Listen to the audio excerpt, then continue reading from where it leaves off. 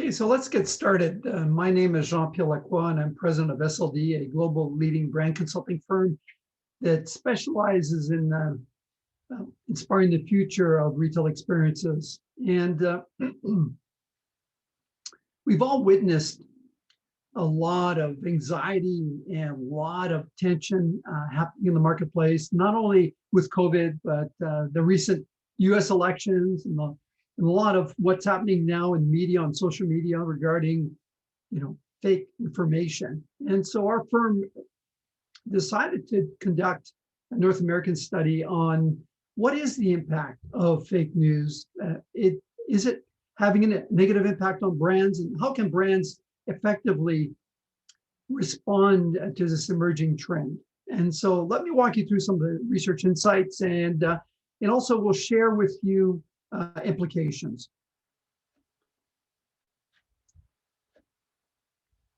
So what we found in the study is the definition of real is shifting in the marketplace, and it's shifting due to a variety of factors that we're going to share this with you. So what we're going to share today is consumer perception of reality and how they define reality is changing. It's becoming harder to tell fake from real. If you look at some of the spoofs on animations of real actors being played by animated characters, it's really hard to tell the difference. Expertise and fact-based sources of information play a critical role, but where do they play a critical role, and which parts of that information are important is part of the study we looked at. Intuition and wisdom remain an influencing factor. We were quite surprised to discover in the study the role that intuition and how important it remains in how people differentiate between fact and fiction. And brands have an opportunity really to leverage the insights in this report because there's a mindset that was there before COVID, but has been accelerated because of the COVID pandemic. So I'll just give you the context of the study. First of all, the world has become a lot more stressful, challenging a lot of our values and beliefs. Part of that isn't just COVID. A lot of it has to do with the increased competition. If you're a brand marketer, you know what I'm talking about. New regulations, slimmer margins in the marketplace, increased customer expectations, and also the shift to online and non-conventional channels. All of these different trends, and we haven't even talked about AI and artificial intelligence and virtual reality. All of these different trends and factors are shaping how we absorb information and how we remain relevant and competitive in the marketplace. We know that our study, COVID, that we conducted last year, we conducted 4 studies on the impact COVID had on different industries. We know that, we've seen the impact on hoarding and pantry loading due to COVID. Outlook has a significant impact. So we've discovered that there are really 2 sides of COVID, optimistic and pessimistic consumers, and they have very different buying patterns and behaviors. And so it's really redefining how we identify target groups and personas. We've seen a huge shift online, everything from, groceries to conventional products to banking, categories which were slow laggers in consumers adopting online, such as banking. I've seen a huge acceleration to the platform due to COVID. We also noticed that brands' loyalty was on the decline, driven by, out of stocks, but also the consumer wanting to discover and experiment a lot more since they were locked in their homes, spending a lot more time in the kitchen cooking, wanting to experiment, discovering new types of foods, new flavors. In-stock was obviously a really key factor. In safety in the stores, again, remained very relevant in how the company treated their employees from a standpoint of safety and social responsibility played an important role. So I wanted to give you this backdrop to the study because obviously that these play an important factor on an influence on how people see real and fake news. Obviously, these things have all led to an increase in anxiety in the marketplace and really challenging how people absorb information and what they believe in. And we do a lot of strategic foresight. So we look at what are the early signals in the marketplace and what are the major trends in the marketplace that are in fact impacting our behavior or attitudes as shoppers, as marketers. And, you've got the no filter factor happening in the marketplace. What gets posted now, 10 years ago would shock us all. And now it's become commonplace to overtly lie, to provide misinformation, to spread rumors and fake news. Obviously, the whole social platform is under attack. The authenticity of information, where it's sourced and how it's sourced. I mean, when you have the ex-president of the United States lying on a regular basis to Americans, it just trickles all the way down to the media and to other sources of information. You've got the rise of anxiety, opioid crisis. This is driving a lot of tension. This is a reaction to the anxiety level in the marketplace. You've got the growing tolerance of bias. We see that in racial issues happening in the marketplace. The confrontation between the police and various movements happening. You've got the alternative community being created due to COVID. And obviously you've got artificial intelligence, AR, and a variety of other platforms impacting on how we define real versus fake. The other thing is that we need to understand is that we're very much influenced in our deep beliefs and values. And you'll see that in the study that, we hold our values very dear to us and we'll challenge facts and we'll accept fiction as fact based on the value and beliefs that we have. And we saw that in the election in the US. We see that in how people absorb information about the pandemic, the vaccine. We've all read information, misinformation about the vaccines. And this all leads to pointing to we still remain rooted in what we believe in, our personal beliefs. So the study looked at what factors are driving our confusion about what is real. How do we justify and embrace falsehood? How does a shift away from reality impact how we behave as brands? How does a consumer perception of reality affect the brand preference? How do we respond to these changes in the marketplace? How do we remain relevant, authentic, and leverage the trust we've established over the years with consumers? So let's look at the consumer attitude. I think it's a great starting point. So we've been tracking for the last year consumers' optimism and pessimistic levels. And you can see here at the start, our first study was done last year, March 2020, for the banking industry. We saw that consumers were still very optimistic. Only 37% were pessimistic. And that shifted in April of last year. You can see the shift happening. And then it continues to grow. It grew all the way to September of last year was at 58%. And then there was a switch happening in January where consumers became a lot more optimistic. And you can see now we've actually flipped from July of last year to February of this year. Consumers are a lot more optimistic about what's happening in the marketplace, optimistic about their jobs, their careers, their life savings. This is important because it's setting up kind of the context of the mindset of consumers. And what was driving that optimism? Well, we basically had, we see the light at the end of the tunnel. There is an end to this pandemic. We can see it. The stock market has been very robust. I shake my head to look at the stock market. It doesn't actually reflect what's happening in the marketplace, but the stock market has grown significantly since the beginning of COVID. Obviously, a lot of people, life savings have gone up, their investments have done well, and obviously the actual arrival of the vaccine has had a huge impact.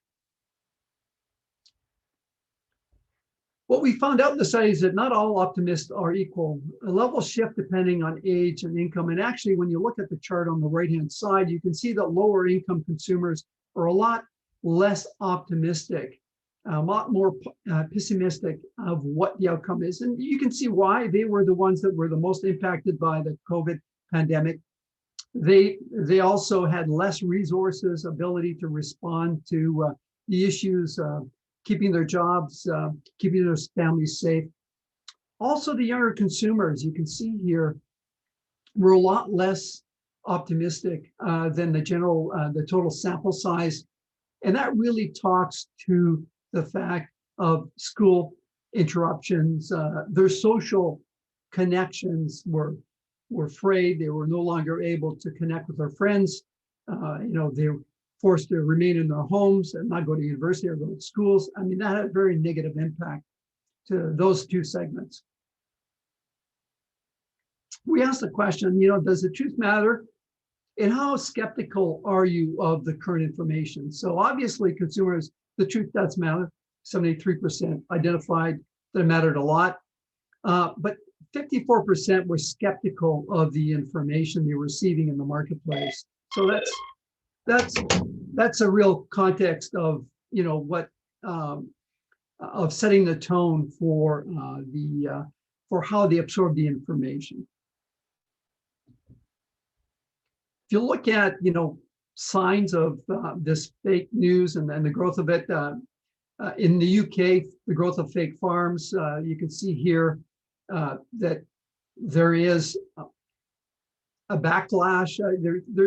There's this need by marketers to leverage topics, terms that are relevant to consumers, but could be misunderstood. Natural is another one that is very misunderstood. And in the UK, they launched these products that were called farm fresh, from the farm, when in reality, these products were not farm fresh and they weren't from local farmers.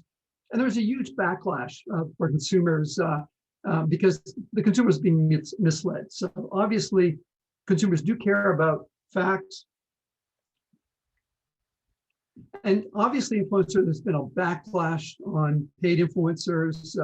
You look at most recent, some of the Chloe Sims and Bobby Norris on the Oral-B received huge backlash on, they don't represent the values of consumers. They are viewed as fake, and consumers are very negative to that, and they're very negative to and are willing to share those negative comments on social media. When you look at influencers, you've seen the previous slide, proceed with cautious. When you look at the growth of influencers, you can see it's a growing segment. Social marketing is growing. It is the new way of marketing to consumers. And so a lot of you are probably considering about, do I investigate influencers? Should that be something I undertake? And my recommendation would be tread very carefully with influencers. You're better off having earned media than paid media, and building a farm network of and brand ambassadors who you're not paying for, who are legitimately excited about your brand. When you look at good retailers, organizations that have done a great job, H&M has done a phenomenal job. They clearly identify where their products are sourced and manufactured, and the value, where these products are sourced, all the way to where they're manufactured. And they stand behind their beliefs. In the recent situation in China, where they've taken a stand on some of the issues happening there, and huge backlash, but they really stand for specific values and are willing to fight for them. And so there's a great example of transparency by a retailer. It's really important also that when you consider your messaging, that you don't overlook employee messaging. We found in our study that internal communication needs some attention, that employees are less, they're more skeptical and less trustworthy of the information organization are providing. And a backdrop to that is probably because a lot of employees feel that the organization is not focused on supporting the employees during the pandemic or social causes. And that just sets the tone in the marketplace. More importantly, it's hard to trust organizations when people are losing their jobs. And when you look at them, the employees, this was an Edelman study when they talk about trust levels with employees is down low. I mean, financial services and retail have dropped significantly. And that's due to a lot of it driven by the fear of job losses. And that continues today in the marketplace. So we asked, where does trust come from? And it comes from reliable sources, science, experts, and the internet. You know, brands should really look at providing reliable third-party endorsed sources of information when sharing facts with consumers. You can see here we studied a variety of different elements, from intuition to community members to main news. You can see experts here. Internet, Google, and science studies play a really important role. And you can see actually that this is also influenced by income levels, that the lower income levels rely much more of word of mouth, family support, traditional media than people with higher income, maybe because they don't have access to the same level of information, or maybe they're more skeptical of the information they're receiving from these other forms of media. So how do we define real? So we ask, what is impacting your perception of real? Like, what is shaping how you perceive reality, fake and real news? And pandemic has had a huge impact. 44% the pandemic anxiety has created a shift on how they perceive or are able to distinguish between fake and real news. Obviously, fake news itself, the growth of this level of the amount of it and growth of it and use of it has had a negative impact on how people discern fake from real. And then also on the positive side, social movements like the Me Too movement, these activities that Black Lives Matter, these activities that have brought to the forefront these social issues have changed the way we see real and fake. Obviously they've highlighted misinformation in the marketplace on a lot of fronts. When you look at, when you peel the level below this idea of the pandemic and fake news and social movements, you can see that the rising cost of living and income disparity play an important role also. So there's a lot of anxiety, being created by the rising cost of living and the income disparity. And these are having trigger impact on how we discern fake and real news, real information. I said before, it's real is defined by proven facts and less on feeling and perceptions. And what was interesting is the next slide. When you look at, or the couple of slides from now, when you look at reliable sources, obviously we said experts, intuition, and wisdom. When the information is coming from a source that's not reliable, that they're not sure that source is factual, they will actually rely on their intuition, which is a flip to the previous slide. So if the information is coming from a reliable source, it's about facts, about expertise. But if it's coming from unknown sources, consumers still use their intuition and wisdom in making those decisions. And you can see here on the chart, these are the factors that play an important role. And there's slightly difference of depending on gender between those when it comes to check information within my community. Obviously less important for women than it is for men versus the general population based on our study. And what does that lead to? If we know that a certain segment of the population is open to leveraging wisdom and intuition, it leaves marketers open to an opportunity to use behavioral economics, because we know that too much information is one of the reasons why they rely on their intuition and their wisdom, which we call heuristic. And heuristic is all about the shortcut of connecting the decision-making process in what we call the blink factor, in the blink of the eye, this ability of connecting very quickly in the blink of the eye, the decision they're trying to make with the product. And so there's a real opportunity to leveraging the blink factor in building these shortcuts in the decision-making process. But it's also an opportunity to look at how do we influence behavior through filtering their biases, decisions that they typically make, their comfort level with existing brands, and how do we disrupt that? A lot of it is about being able to manage this unpredictable, irrational consumer through behavioral economics.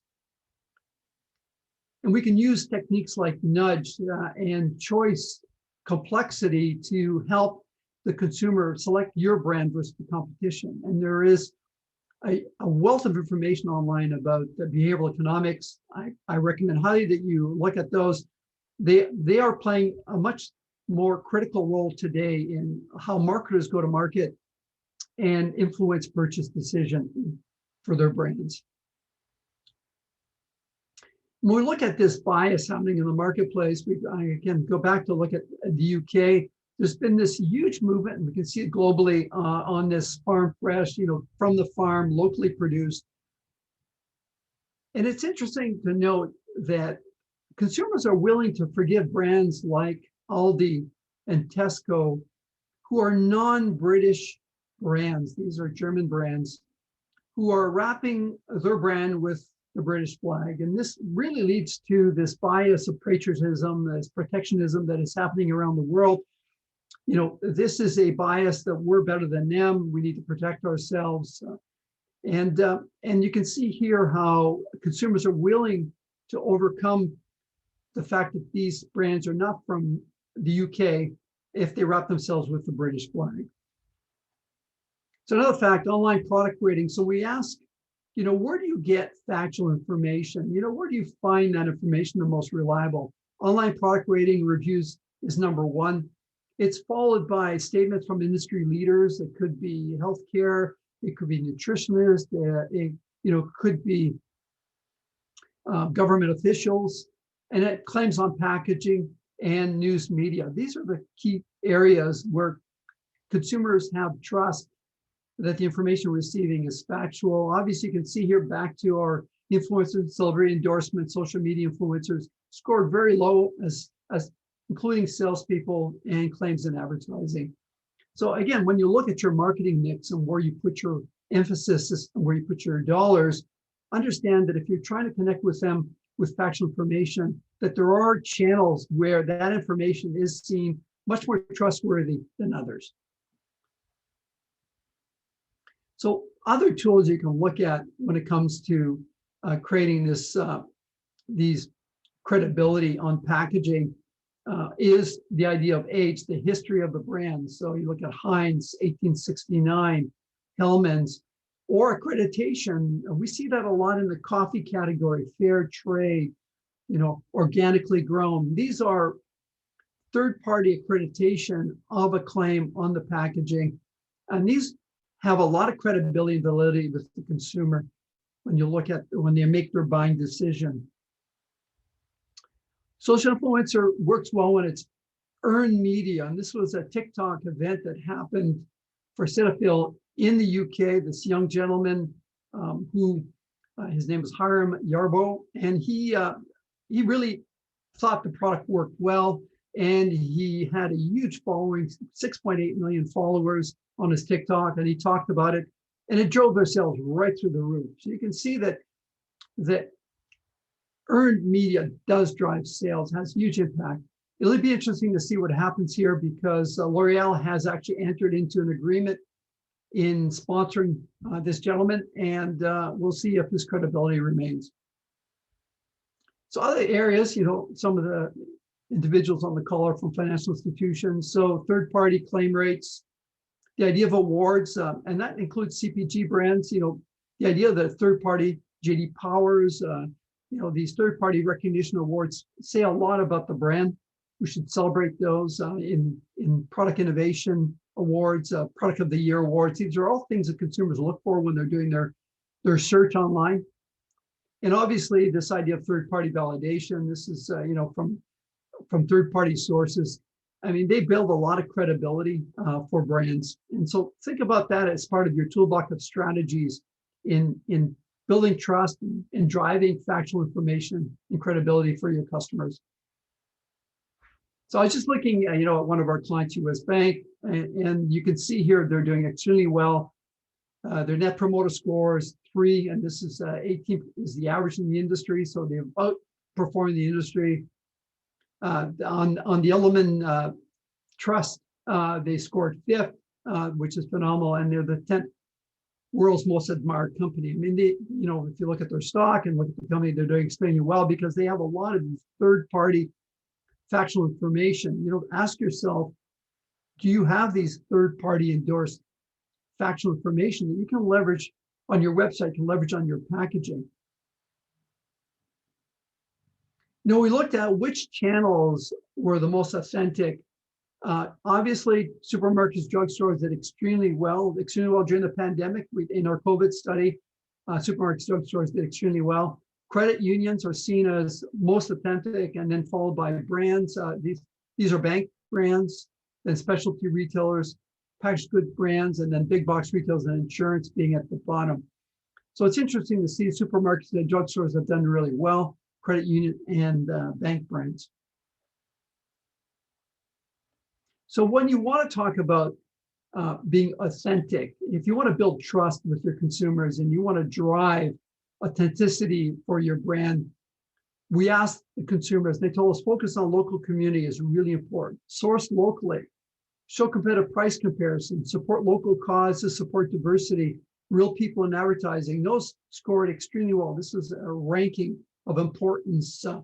Paid celebrity endorsement was last, identified paid influencers, validate third-party reviews, non-commissioned salespeople. I mean, those rank lower. So this tells you that as you look at building your brand, it's really important to support the local community, to source locally, and to show competitive price, and to support local causes and diversity.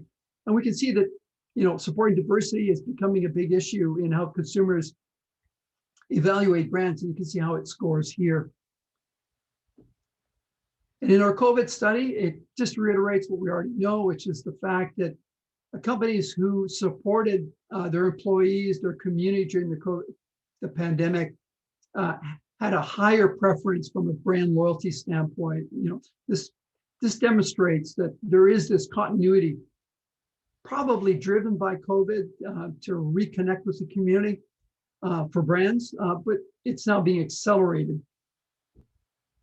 So brands that have done that well is this Chocolonely by in the UK, and this is a journalist that was doing an article on chocolate and discovered that chocolate was grown in markets where there's a lot of slavery and underpaid people producing their products, and so he launched this brand that really fought against slavery, and it's if you look at the shape of the chocolate, if you break it off, there's this inconsistency of shape. So it talked about this inequality metaphor right at the product level. And you can see in the inner wrapping, they tell the entire story, social responsibility. This is a great example of being socially responsible. In the banking category, you can see here, the banks have done a really good job of talking about diversity. So my question to you, if you're not a bank, what's your diversity statement on your website? How do you stand with diversity and the link to the community? I think it's really important to look at, how are you portraying your brand in the community, and how is your marketing and your digital marketing and your corporate marketing communicating effectively? Key opportunities here to look at to the new normal. Let's start with understanding 86% of people are open to new opinions. By the way, there's a poll here. Take a look at the poll. How would you rate your ability to detect false information online? I'd love to get your input here. We'll just pause for a minute.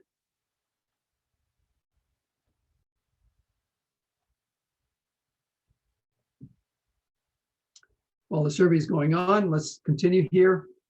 Being truthful is important to 73% of people, but 54% are skeptical of whether the information is true. So what you have here is a very skeptical segment of the population. So no matter what your claim is, it really needs to be supported.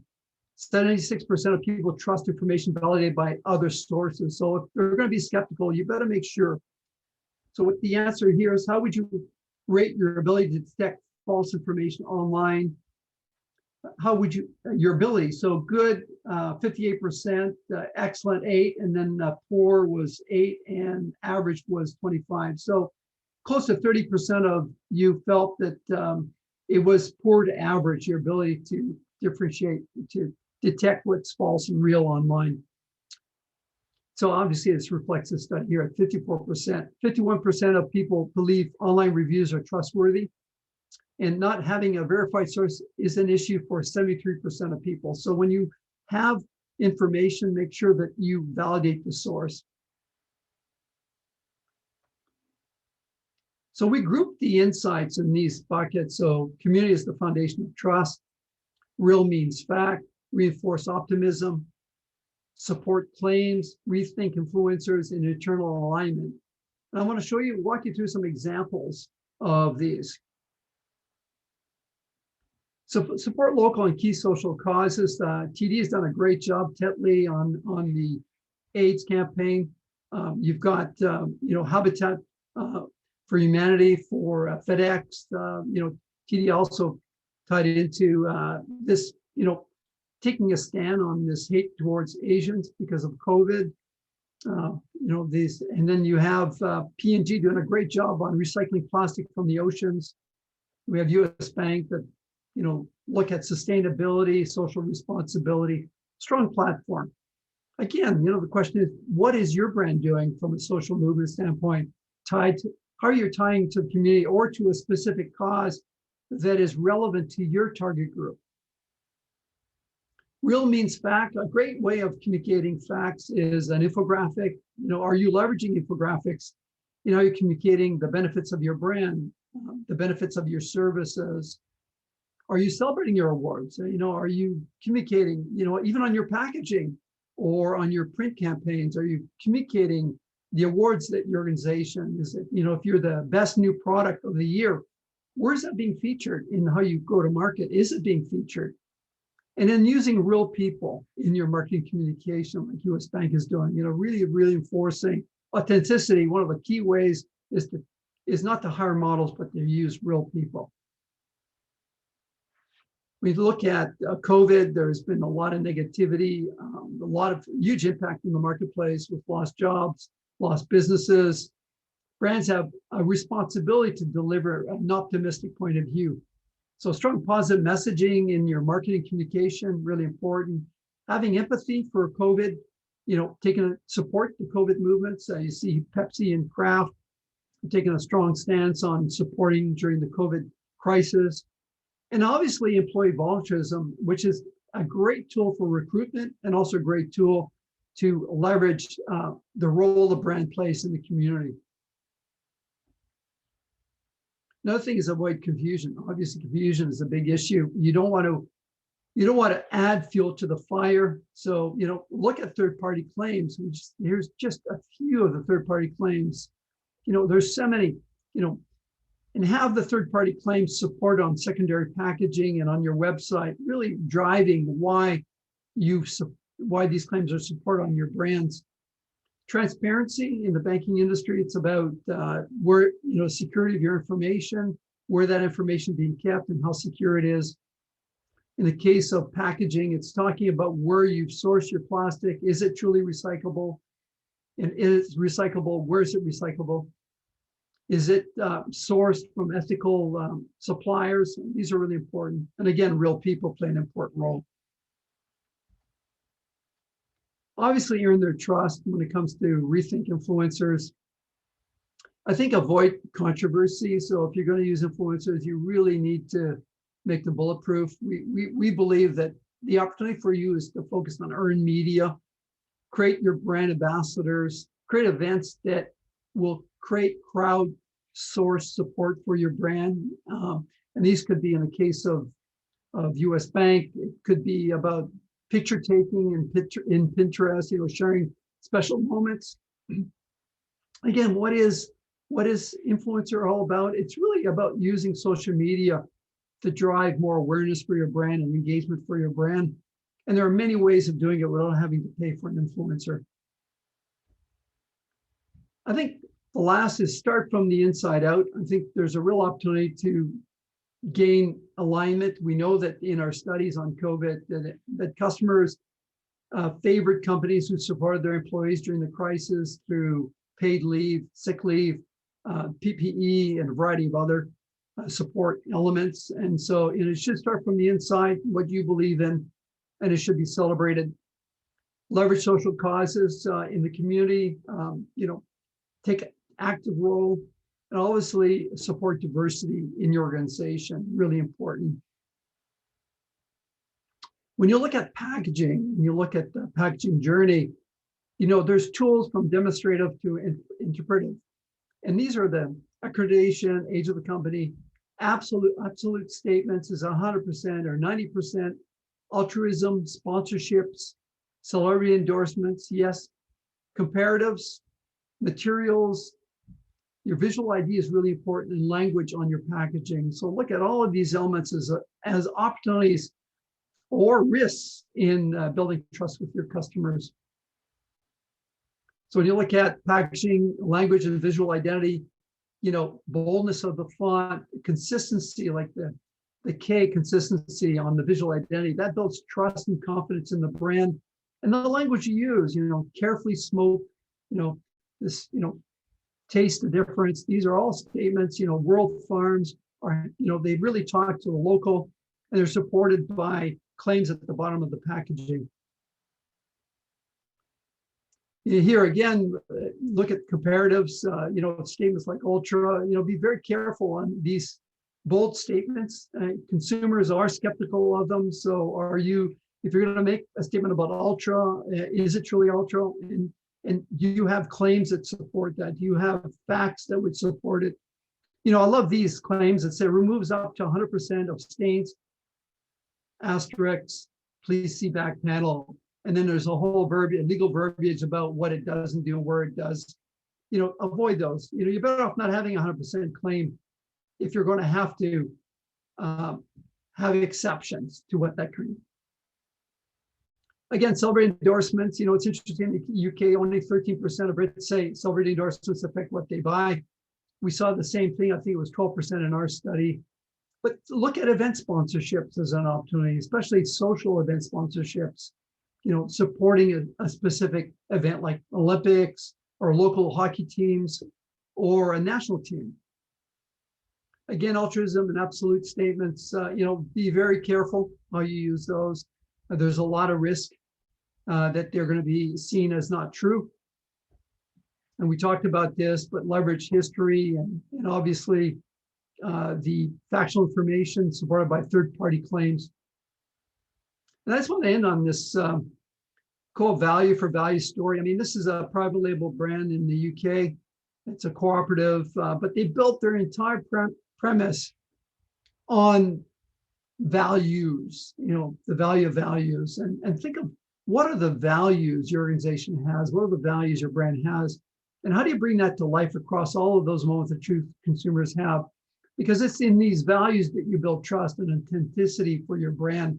It's how you overcome some of the challenges. You may not be the most price competitive in the marketplace. Values plays an important role in helping consumers select your brand over your competition. Let's get into here, keep it real. If I were to leave you one last parting thought, is really keep it real. Really work hard at building the leveraging and the trust your brand has with your consumers, and be very careful. It doesn't take much to destroy that trust through claims that are not substantiated, making statements like farm fresh when it really isn't from the farm, or talking about local when it really isn't local, or national when it really isn't natural. So be very careful on the claims. Ensure that if you're going to make a claim that you have a third-party endorsement of that claim, that it's factual, that can be supported, can be bulletproof. Think of your influencer programs. Social marketing is so important to the success of brands. You can see the TikTok case study where it drove significant growth for a given brand. Again, think of your role supporting social causes and being part of the community, and also don't forget the role your employees play in engaging with the consumers and the relationship the brand and the consumer and the company have with each other. So I want to thank you, and I'm going to open it up now. If you have any questions, you can type them into the chat box. Question. In store, how can you leverage technology while also respecting privacy and human interaction? Yeah, that's a great question, and definitely a bigger question with AI now, and your camera is now being enabled with facial recognition. Uh, most apps, you have the opportunity of opting in, and so the opportunity of leveraging, augmented reality at the shelf level, or receiving coupons. Most retailers are now, and Apple now has a whole security mechanism in place where you can opt in to receive those messages or opt out and not receive them. But that is going to continue to be a big issue with social marketing and the fact that data now is pervasive across all of the different channels that consumers shop. So it's going to be tough. Anybody else have a question from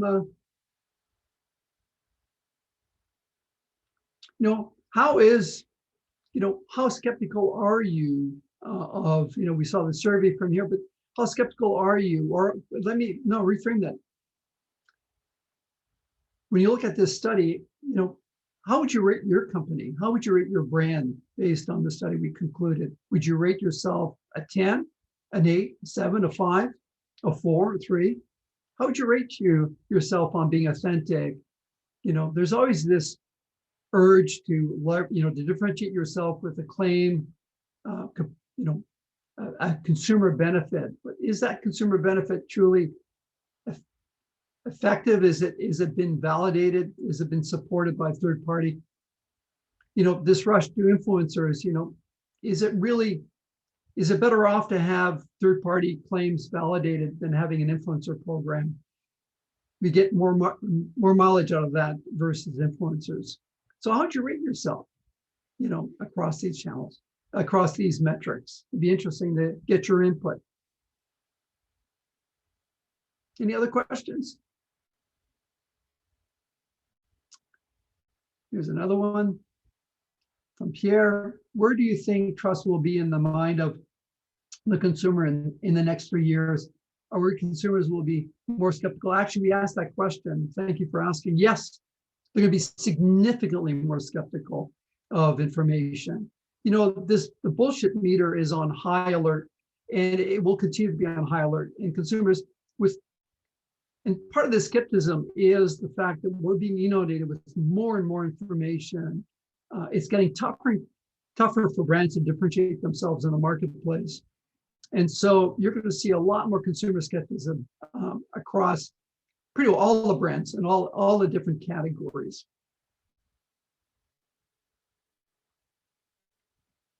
Another question, will influencers taking a somewhat important role? How do you vet appropriately to avoid cancel culture? I would, the first thing I would say is ask yourself the question, do you really need an influencer program? Would you get more mileage if you had a third-party endorsed claim? Or that, third-party endorsed claim, would you get more mileage? If you really are resorted, you're a brand that lives in very strongly in social marketing, then I would really pay attention to, do you really need to pay an influencer, or can you create ambassadors through your social programs where these ambassadors, influencers, bloggers talk about your brand, because your brand stands for a lot. I truly believe that if you have a product that is well designed, well made, has strong consumer benefits, that delivers on its promise, you don't need influencers. The product is the influencer. The product, the brand, and what it stands for is your best influencer. And consumers are not stupid. They gravitate towards these brands that are authentic, that deliver on their promise, and they're the ones that are blogging and promoting it. So that would be my answer. Have a great brand. Put your money on building a great brand. Put your money on ensuring that your brand is delivering on your brand promise and delivers on all of the added value benefits that you promote. Our private labels will become more trustworthy in the future, and how so? That's a great question. Will private label brands be more trustworthy? It depends on how they approach the market. It depends on, are they authentic? When they make these claims, you saw the private label programs in the UK, they were lying to the consumer or misrepresenting themselves to the consumer. Will these private label brands be authentic? Will they stand by their claims? Do they have third-party endorsement of their claims?